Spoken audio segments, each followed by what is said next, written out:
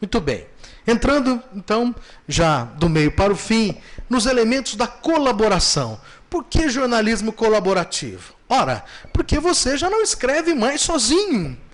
Porque você participa de uma ecologia dos meios. Porque nós estamos fazendo jornalismo com muito mais gente. E daí?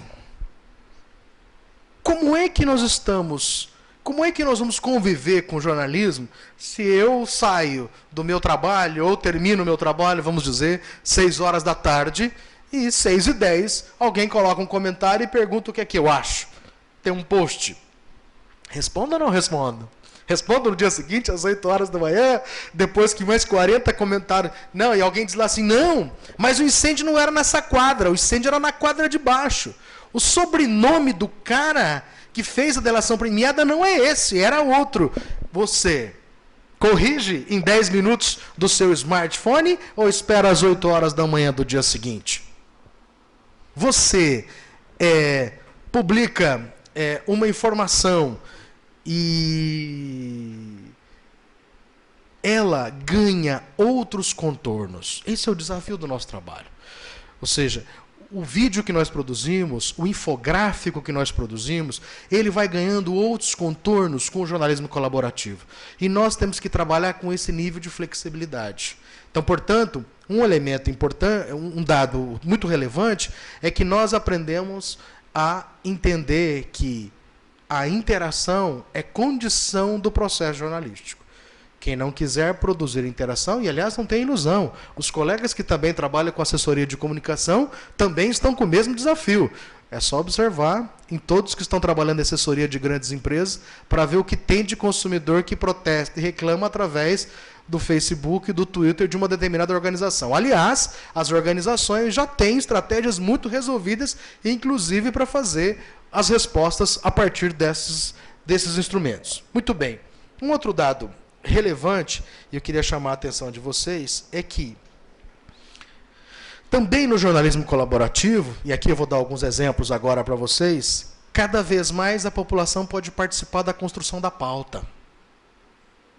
E aqui nós não estamos falando daquelas experiências de São Paulo, de Belo Horizonte, dos anos 80, onde os taxistas ligavam para as emissoras de rádio e diziam quais eram os problemas da cidade, porque a população participava dos processos, isso é muito antigo. Acontece que hoje nós temos ferramentas, instrumentos na sociedade muito mais eficazes e quase todos os grandes veículos de comunicação estão construindo plataformas interativas para que a população mande a foto, mande o comentário, mande a denúncia, mande a pergunta, participe do processo. Vamos pensar um pouco nisso. Sugere, então, que nós e a internet, para o nosso trabalho, muda completamente a forma como nós vimos desenvolvendo o jornalismo. E aí eu chamaria atenção para vocês para que o processo de apuração, edição e distribuição da notícia, ele não só está alterado, como ele efetivamente está sendo permeado por vários outros atores. Vamos ver exemplos sobre isso? O primeiro dado é a colaboração em portais. Muitos portais têm recebido e têm criado possibilidades para que o leitor, o internauta, participe da informação. Eu acho que não só aqui em Votuporanga, mas de um modo geral, todo mundo tem visto e tem sido convidado para várias possibilidades. Eu trago rápidos exemplos, né? Por exemplo, o G1, você no G1, que é o portal da Globo, do Grupo Globo, onde a população pode mandar o seu vídeo, pode mandar o seu texto, pode mandar a sua foto, pode participar da construção da pauta. A Folha de São Paulo também utiliza uma ferramenta muito semelhante, onde você pode enviar sua notícia e participar da construção da pauta. Aí, no Distrito Federal, você também pode participar. Muito bem. Para fazer isso, temos dezenas de situações. O que eu estou só querendo chamar a atenção é que A construção da pauta não é mais uma reunião de 4, 5 profissionais que estão na equipe para pensar a pauta. Isso vale para o telejornalismo, para o radiojornalismo, para a produção do seu website e assim por diante. Nós temos uma participação da sociedade e o que muda no tratamento dessa pauta? O que muda no trabalho daqueles que estão pensando as novas redações? Eu chamaria a atenção de vocês para o dado de que só faz sentido criar canais com o leitor, com a sociedade, à medida em que você aproveite, valorize, dê o feedback, responda a toda essa demanda. Porque se você assim não fizer, não vale a pena criar os mecanismos de interação. Pense em algo muito negativo. Alguém que cria um feed no Facebook, por exemplo, e não responde a todos os posts que ali estão colocados. Ou seja, você vai participar uma vez, você não volta naquele canal, né? Então, imaginar o nosso trabalho nessa dimensão significa imaginar que esse trabalho é permanente, é contínuo e que o feedback tem que ser construído. Aí, alguns aplicativos. Há várias possibilidades desenvolvidas para o trabalho de colaboração dentro dessas plataformas. Trago alguns mais que têm tido muito sucesso. Essa ideia da geolocalização ela é muito interessante, porque nós temos várias plataformas, inclusive algumas vencedoras de prêmios, com ONGs, terceiro setor, que têm desenvolvido muitas ferramentas em que a população participa para dizer onde é que tem um problema na cidade, né, que vai configurar o trabalho do jornalismo cidadão. E que, em boa medida, isso não só ajuda na questão da pauta, mas nos cria grandes possibilidades de envolver aquele setor na produção da reportagem. Olha que interessante, o aplicativo, esse do Eu Amazônia. Eles não só reconhecem todos os problemas e as matérias que estão vindo da população, mas o aplicativo também, que é o que eu chamava a atenção de vocês, ele dá a possibilidade da geolocalização. Ou seja, você consegue identificar aonde aquilo está ocorrendo. Aquela notícia, aquela informação, aquele entretenimento ou aquele problema, você orienta a população e a reportagem vai interagindo com os relatos que estão sendo apresentados.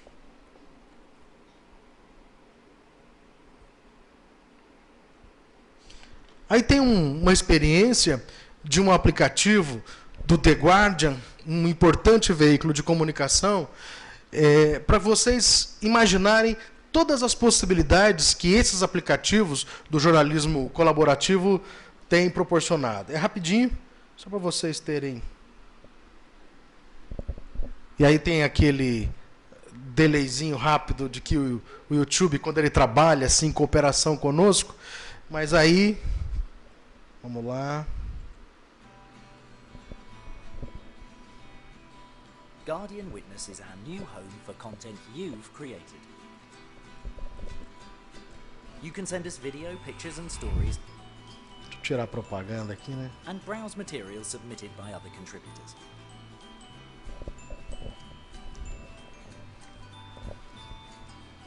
We'll be suggesting assignments. Choose one and use your phone's camera to shoot video or take a photo.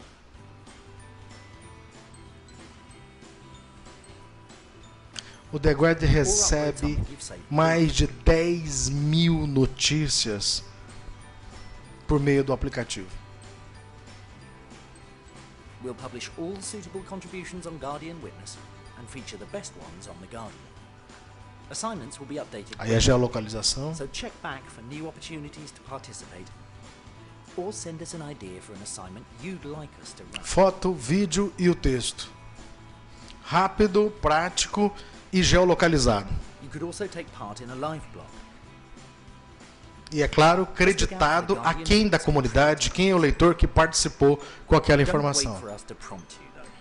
We're always looking for unreported stories that we could follow up for The Guardian. This is your opportunity to help shape the news agenda. Guardian Witness. Share your view of the world. Muito bem. A ideia de trazer essa experiência e chamar um pouco a atenção de vocês. Eu não quero, depois a gente pode dar um debate, falar de outros aplicativos e outras possibilidades. É só para que nós entendamos o seguinte: nós teremos um trabalho compartilhado com a sociedade na medida em que nós criamos essas ferramentas. E aí entendam que o ano passado, um grande veículo de comunicação nos Estados Unidos soltou um edital para contratar jornalistas profissionais para trabalhar em sites informativos e, pasmem, surgiram mais de 20 novas funções para o nosso trabalho. Entre elas, funções de quem recebe esse material, faz a triagem, organiza, faz a indexação desse material.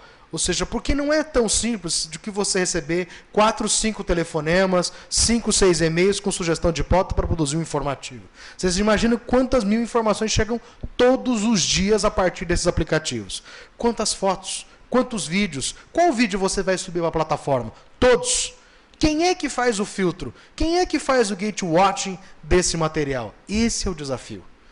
Então, nosso trabalho tem ganhado muitas novas funções. Por exemplo, engajador de mídias sociais, verificador de plataformas audiovisuais, produtores de materiais para redes colaborativas, gestores de redações imersivas. Ou seja, tem várias outras atribuições que são próprias desse novo universo. Vamos indo para o fim.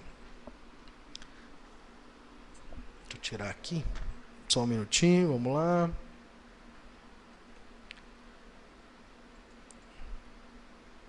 Vamos para frente.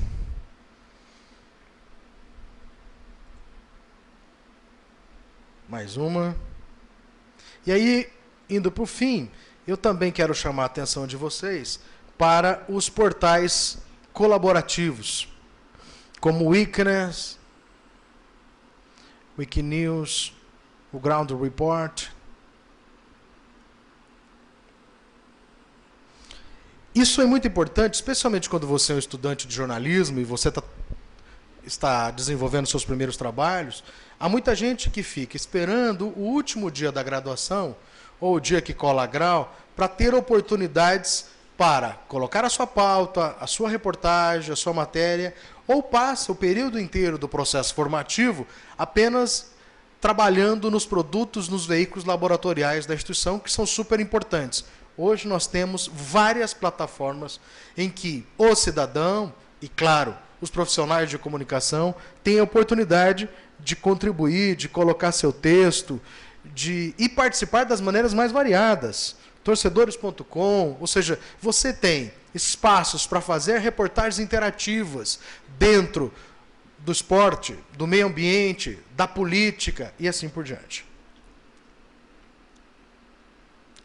Também, uma outra possibilidade são as mídias sociais e as ferramentas que estão nas mídias sociais que podem facilitar o trabalho jornalístico. Todo mundo aqui frequenta todas essas mídias? Sim? É?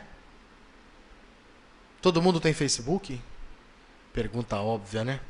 Todo mundo tem Twitter? Alguns.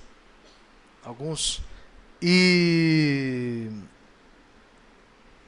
Periscope? Não? Quem tem? Tem? E faz transmissão? Tudo?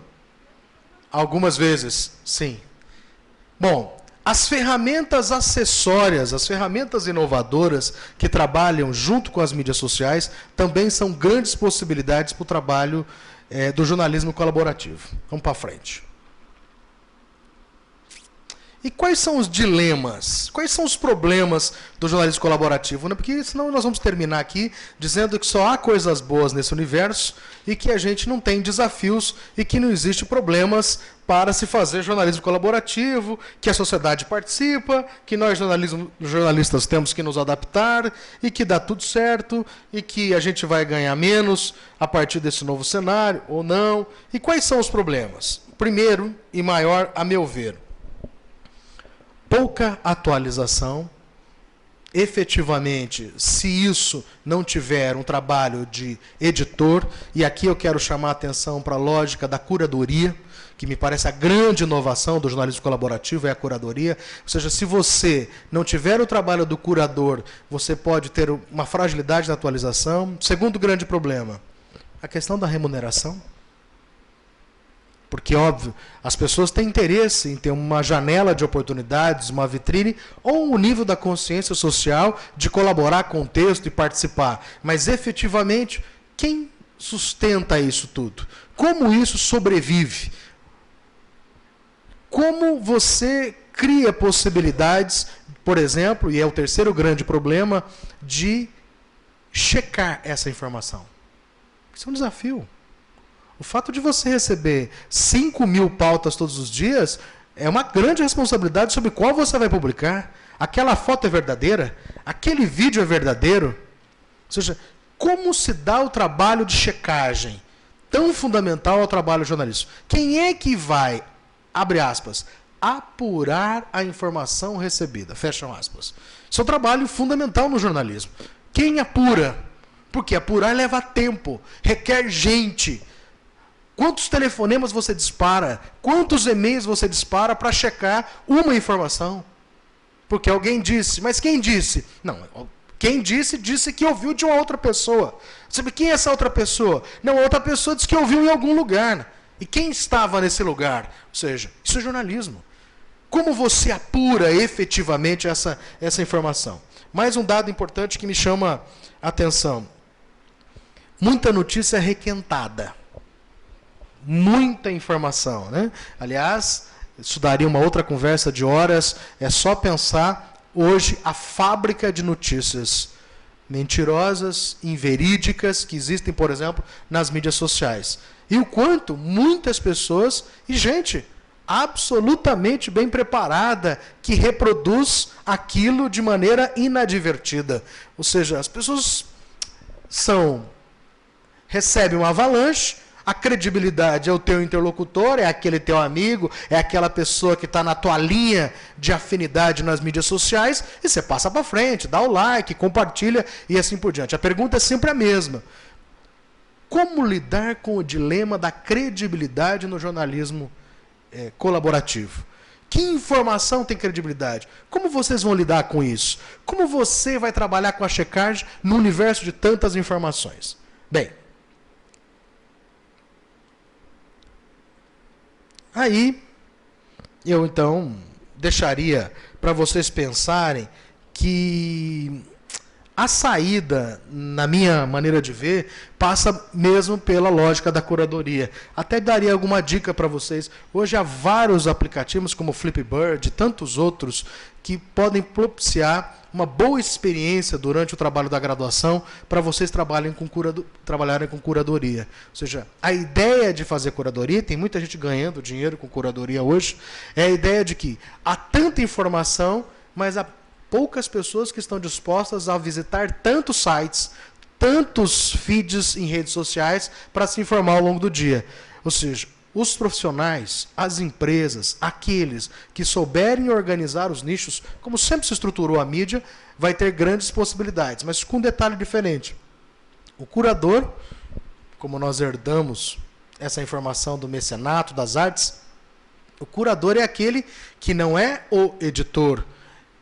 Ele não necessariamente transforma o produto em jornalístico, mas é aquele que trabalha com distintas fontes de informação, preserva a origem dessas informações, mas organiza e disponibiliza em determinadas plataformas essa informação de uma maneira que o consumidor da informação possa obter um produto novo ou necessariamente inovador. E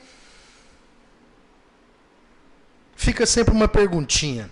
Quem é o dono do conteúdo? Se todo mundo compartilha, se todo mundo põe comentário, se as pessoas têm vários aplicativos para participar da sua notícia, fica uma pergunta eterna no jornalismo atual, assim, quem é o dono do conteúdo? Mas acabo de fazer um texto para um livro exatamente com esse título, O Dono do Texto. Quem é o dono do texto?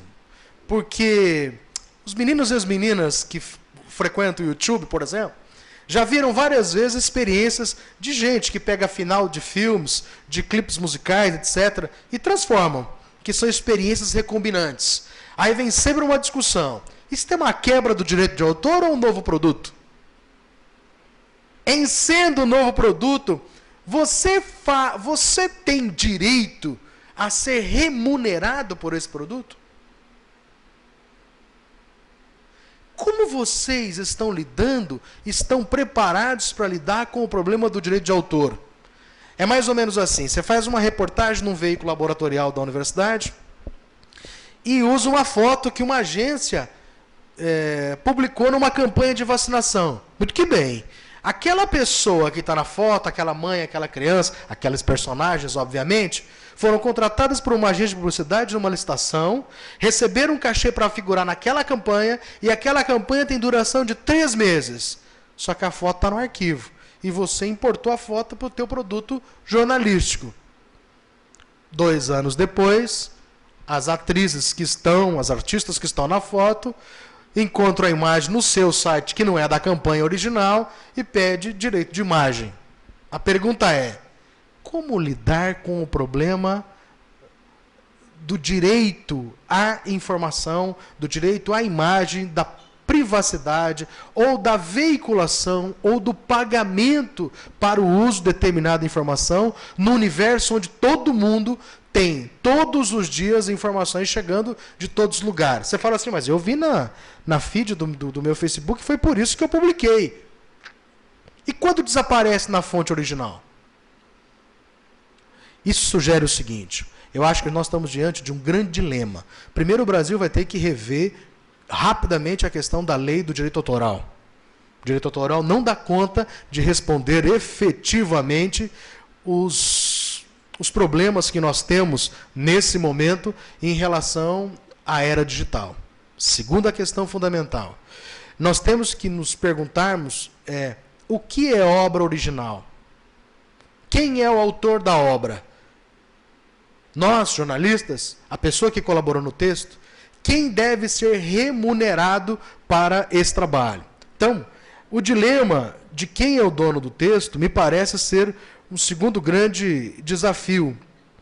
E próximo aspecto que eu chamaria a atenção de vocês, é o penúltimo, gente, estamos fechando, que é a questão do financiamento. Quem paga a conta? Porque se nós estamos trabalhando com jornalismo, e se eu tenho 2.000 votuporanguenses que colaboram no seu veículo, talvez a sua redação, talvez a sua equipe não seja de 20, seja de 10. Muito embora eu creio que com o volume de informações que nós temos hoje, não é crível dizer que as equipes serão linearmente reduzidas por conta do uso das tecnologias. Mas ainda assim, eu entendo que quem chega no último ano da graduação, quem está assistindo a derrocada dos veículos impressos no mundo inteiro, é uma curva descendente ao mercado dos veículos impressos e do consumo de informações ao redor do mundo no mercado jornalístico. Nós temos uma grande crise. Vocês veem que tanto o Estadão quanto a Folha, para citar veículos bastante reconhecidos no Brasil, estão experimentando as soluções como PayPal ou PayPal poroso, você vê 20 notícias, depois você paga, e assim por diante. Todas essas experiências têm demonstrado uma grande crise no mercado de trabalho do jornalismo. De um lado, as pessoas têm muitas fontes de informação. De outro lado, o mercado da publicidade, que historicamente sustenta o negócio do jornalismo, também se capilarizou, também está pulverizado para outras plataformas. E aí a pergunta é, porque é claro, gente, a publicidade, o negócio, o business, vai para onde está a audiência. E se a audiência lá estiver, para lá eu migrarei o apoio publicitário. Diante disso, eu acho que surge uma alternativa bacana, e eu quero deixar essa pista para vocês pensarem, que é a ideia do financiamento coletivo. Há várias experiências muito bem sucedidas no Brasil, não só a agência pública, que é o case mais significativo, mas há várias experiências bem sucedidas de jovens que empreendem e que têm colocado seus conteúdos e que têm colocado o seu projeto de reportagem interativa, que têm conseguido vender a sua pauta por meio das plataformas de financiamento coletivo, como o Catarse e assim por diante. Temos mais de 40, Vaquinha Digital e assim por diante. Temos mais de 40 plataformas só no Brasil que trabalham com crowdfunding e o financiamento coletivo. Há várias maneiras, Isso também dá uma prosa boa, a gente pode conversar depois no debate, quais são as possibilidades do financiamento coletivo. Há várias, né? Aqueles que contribuem com a causa, aqueles que recebem prioridade no tratamento do produto, aqueles que se tornam seus sócios. Há vários modelos de negócio para se pensar o financiamento coletivo, e eu entendo que todo mundo que quiser não necessariamente pode sair empregado da universidade, mas pode sair remunerado. E isso me parece ser um grande desafio que está colocado para o mercado. Ou seja, criar o seu negócio. Entender que se a informação é tão importante, se todos nós temos tecnologia à mão, e se você investiu 4 anos da sua formação para dominar o processo e a linguagem jornalística, o mercado do trabalho está consolidado. Nós só precisamos desligar uma chavinha que diz: vou mandar o meu currículo para o veículo tradicional de comunicação. Pode mandar, não tem problema. Mas ligar a outra chavinha: vou falar para todos a partir das possibilidades que o jornalismo colaborativo e que as novas tecnologias proporcionam. E isso é jornalismo colaborativo, e essas são as nossas possibilidades. E último, para onde nós vamos? Qual é o nosso futuro? Que, de fato, eu queria deixar algumas coisas para vocês pensarem, para o telespectador pensar, para onde nós efetivamente vamos com o jornalismo digital. Bom, aí eu começo com... termino, na verdade, deixando algumas dicas e algumas pistas para vocês. A primeira é olhar para 3 aplicativos que estão na vida de quase todos vocês: Uber, Waze e WhatsApp. O que os 3 têm em comum? Uber, Waze e WhatsApp. Rememorando, Uber, aquele aplicativo de carona que criou uma guerra com os táxis nas grandes cidades, já várias das brasileiras, no estado de São Paulo, na capital e em Campinas. Que hoje você também usa Uber não só para transporte de veículos automotores, mas para bicicleta, para barco, para tudo. E eles estão fazendo campanhas interessantes ao redor do mundo para outras possibilidades do Uber, né? Então, primeiro, Uber.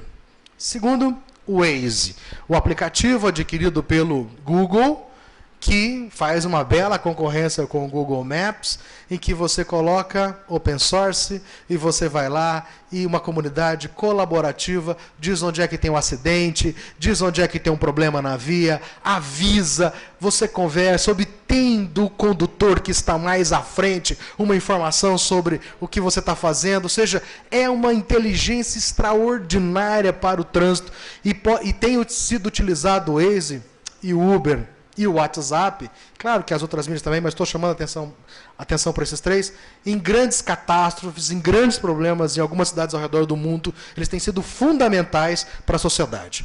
Terceiro, o WhatsApp, aí dispensa comentários. É só imaginar o que o juiz do Sergipe faz com a vida da gente quando ele manda suspender, o juiz de Lagarto, quando ele manda suspender o WhatsApp, e o que é que acontece com a nossa vida sem o WhatsApp. E eu não diria nem com a nossa vida apenas no âmbito social, os relacionamentos, as coisas que a gente faz. Eu digo quanta gente perde dinheiro quando o WhatsApp não roda, porque hoje é um mecanismo de negócio extraordinário, né? É a pessoa que a manicure que faz agenda pelo WhatsApp, é o entregador de gás que entrega com o WhatsApp. Bom, e aí as variáveis são as mais maravilhosas e possíveis.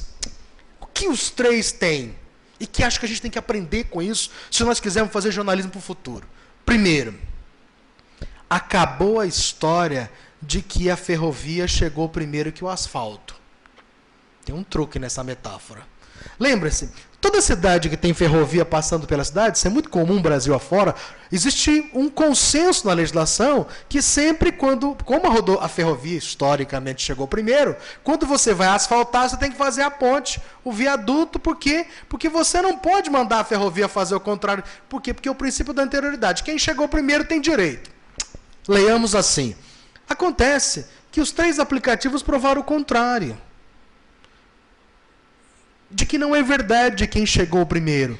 Quem cria mais facilidade, quem oportuniza o seu cotidiano, quem atende ao interesse customizado para você, é a lógica da nova economia. Ou seja, os taxistas estavam ali uma vida toda. Levaram décadas para colocar, nada contra os taxistas, mas levaram décadas para colocar o aplicativo na mão das pessoas. Elas queriam pagar no aplicativo, elas queriam ver a foto do motorista e a placa, especialmente em grandes cidades. Queria a comodidade daquilo debitado no cartão de crédito. Ou, se vocês quiserem que eu agregue aí, por exemplo, o Airbnb, então, que é extraordinário, se você pensar também na cultura colaborativa, o que o Airbnb está fazendo com o mercado hoteleiro ao redor do planeta. Você aluga seu quarto, você aluga sua casa, você recebe, está tudo resolvido, está tudo imerso. Ou seja, nós não temos que aprender com isso no jornalismo? Eu não tenho que entregar jornalismo delivery? Eu não tenho que entregar a informação do jeito que as pessoas querem consumir? Elas são obrigadas a sentarem à frente de uma televisão, um certo horário da noite, ficarem 40 minutos prostrados para consumir o seu conteúdo? Ou o Netflix já não ensinou enormemente que as pessoas querem consumir conteúdo como e quando elas quiserem? Que é a cultura do on-demand. Ou seja, que eu quero consumir segundo o meu gosto, que eu quero consumir no horário que eu posso, que eu quero assistir as partes que me interessam. Quando que nós, no jornalismo, vamos entender que isso tudo está se passando no mundo colaborativo, do entretenimento, do serviço, e isso não chega na nossa agenda do jornalismo? Acham mesmo que as pessoas querem ir à banca comprar o papel? Nós temos que nos fazer essa pergunta. E aí eu vou deixar mais uma coisa para vocês pensarem. William Stepscott, autor de livros importantes, um grande pensador americano, que escreveu um livro recente, Macroeconomics, e ele chama a atenção para 4 coisas para quem quiser inovar no jornalismo.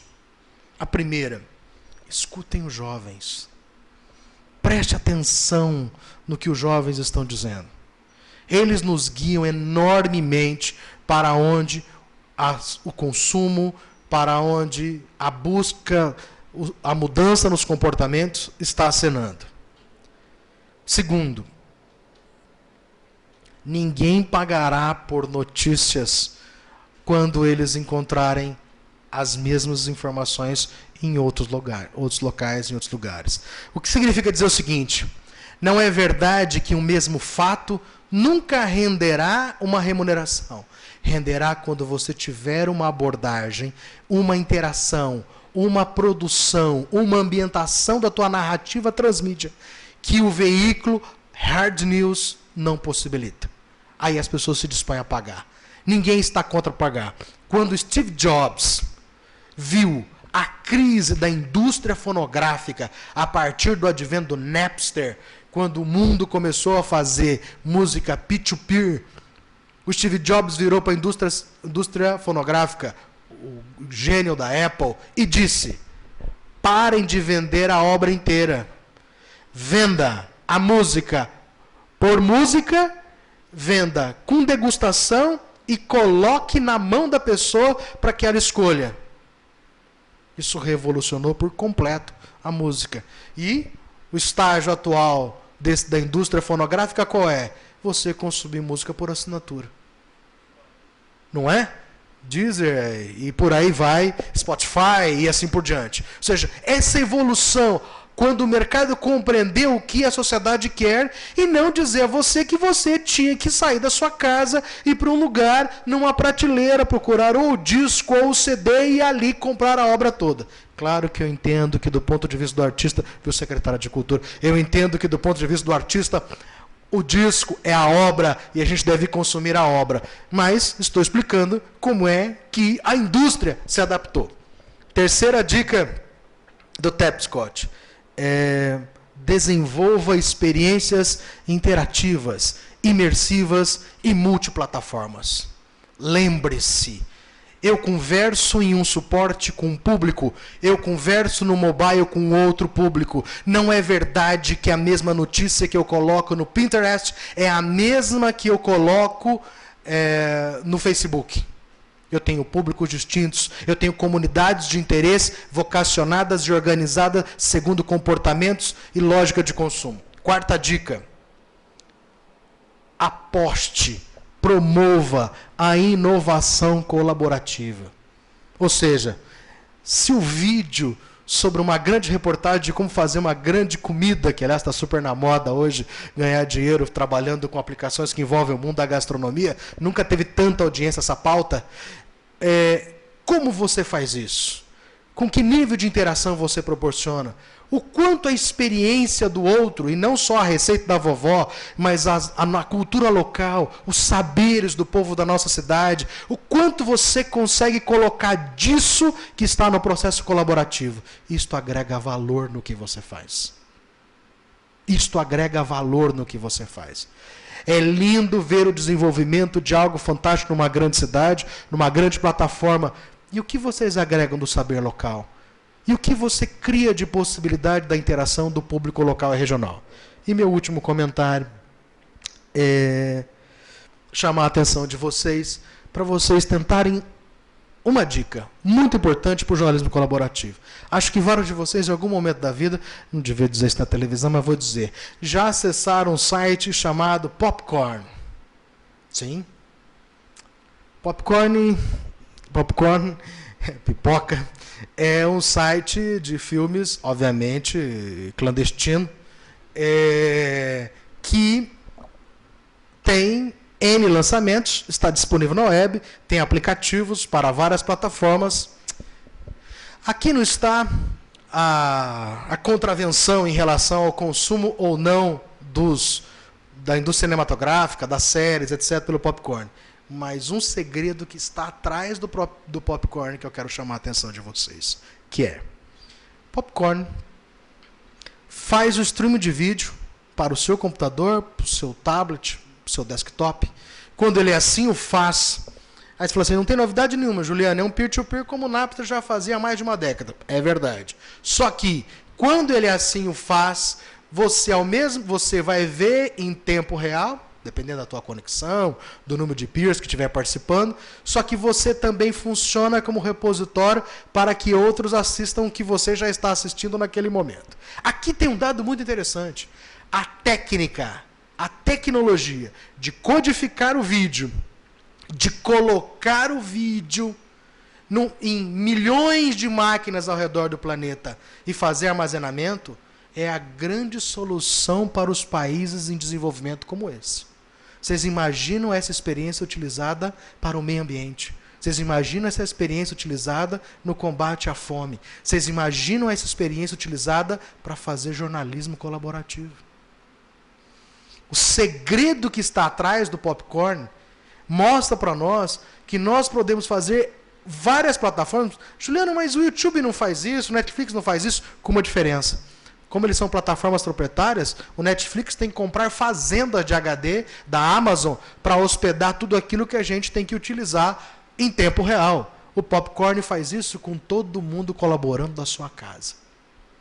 Essa senha é uma senha muito importante que a tecnologia já resolveu para que nós possamos aprender do ponto de vista da economia, do ponto de vista de utilizar a capacidade instalada que o mundo tem para levar informação, conhecimento, tecnologia, entretenimento para as pessoas ao redor do planeta. Acho que, à medida em que a gente pode ir nessa direção e pode contribuir com isso, eu acho que nós estamos dando não só um salto para remunerar, para criar possibilidade de trabalho para o jornalismo, mas eu encerro dizendo isso. Eu acredito no jornalismo colaborativo e nessa economia colaborativa, porque quando eu vejo experiências assim, o Uber e outras plataformas, o WhatsApp, tudo isso, eu vejo que estamos trazendo a importância que o jornalismo tem.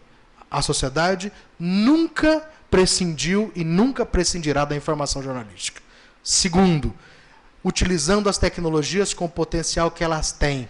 Como diz o velho e bom Marshall McLuhan, elas são de verdade uma extensão da gente. E eu acho que nós estamos, os designs responsivos, as tecnologias imersivas estão criando essas possibilidades. Terceiro, utilizar a lógica do Big Data, do armazenamento de dados, para possibilitar que eu não necessite de grandes investimentos. Era como dizer para um jovem youtuber de hoje, que há 20, 15 anos, não é, Thelma? Compraram uma câmera Betacam, uma coisa impossível montar uma produtora de vídeo, e que hoje todo mundo faz isso. Aliás, a indústria fonográfica regional do Nordeste brasileiro mostra que o povo faz música, e vende música de maneira muito artesanal e ganha dinheiro com isso. E o último e mais importante, porque a lógica do jornalismo colaborativo é fundamental para todos nós e para a sociedade. Porque à medida em que eu envolvo o cidadão e a sociedade nesses processos, eu amplio a cidadania, porque eu crio comprometimento com o fato social, porque eu gero condições para que a comunidade seja também responsável pelo meio onde ela vive, pela cidade, pelos problemas, e o jornalismo ganha um grande controle da sociedade. Muito obrigado.